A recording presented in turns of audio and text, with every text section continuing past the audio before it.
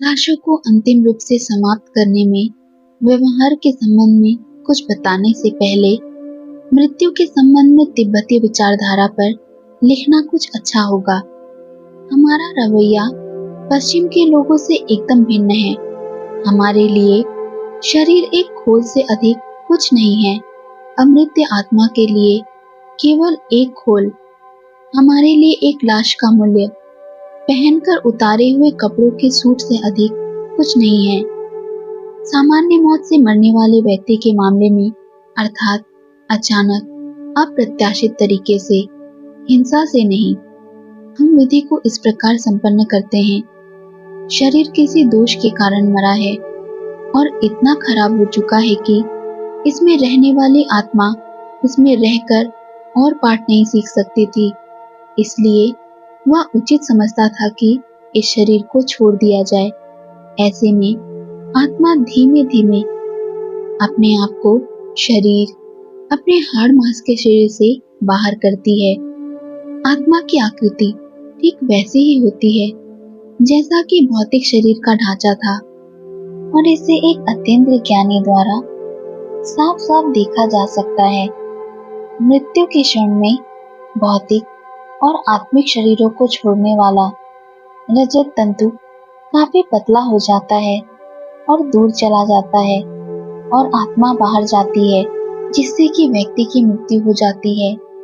लेकिन नए जीवन में जन्म, क्योंकि रजत तंतु गर्भनाल के समान ही होता है, जो कि नए बच्चे के जन्म के साथ ही नवजात शिशु के स्वतंत्र अस्तित्व के लोकार्पित होने के लिए काटकर अलग कर दिया जाता है।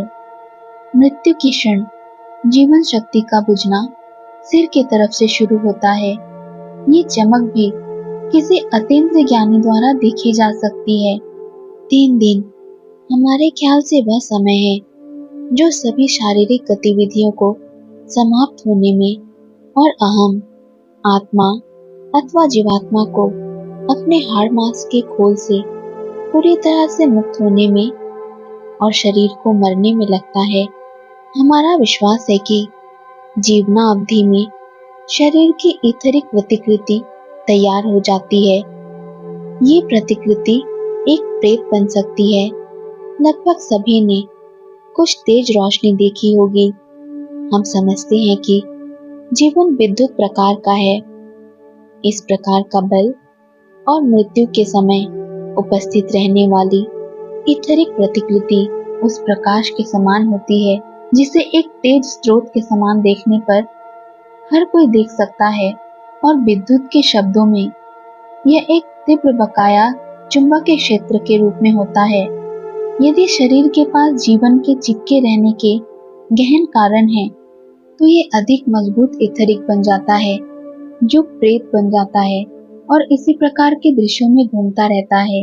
एक कंजूस को अपने धन की थैली के प्रति इतना लगाव हो सकता है कि उसका पूरा ध्यान केवल इसी पर ही रहे।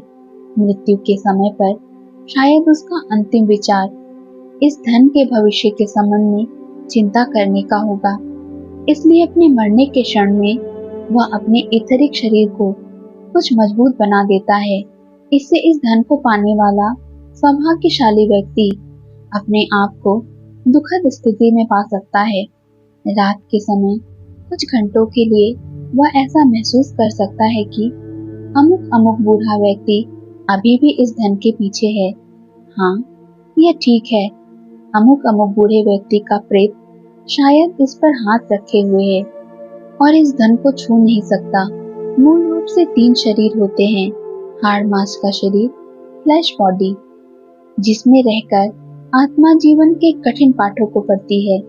ईथरिक अथवा चुंबकीय शरीर, जो हम में से हर एक के द्वारा अपनी कामनाओं, लालचों और विभिन्न प्रकार की भावनाओं के द्वारा तैयार किया जाता है। तीसरा हो सकता है कि वह पुरातन पंथी बौद्ध लोगों का विश्वास आवश्यक रूप से ना हो। ईथरिक और शरीर भूलकर नष्ट हो जाए और उसकी आत्मा को आत्मलोक में जाने के लिए राह बताई जाए। मिस्र के लोग भी ईथरिक प्रतिकृति के संबंध में विश्वास रखते थे। मृतकों की मार्ग प्रदर्शिका और आत्माओं के लोक में तिब्बत में हमने लोगों को मरने के पहले मदद की।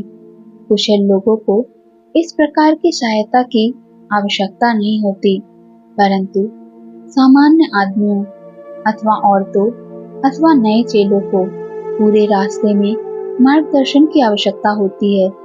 इसको वर्णन करना कि क्या होता है कहना दिलचस्प होगा। एक दिन मृतकों के आदरणीय स्वामी ने मुझे बुला भेजा। ये समय है जबकि आत्मा को मुक्त करने के व्यवहारिक तरीके तुमने देखे लोबसांग। इस बार तुम मेरे साथ रहोगे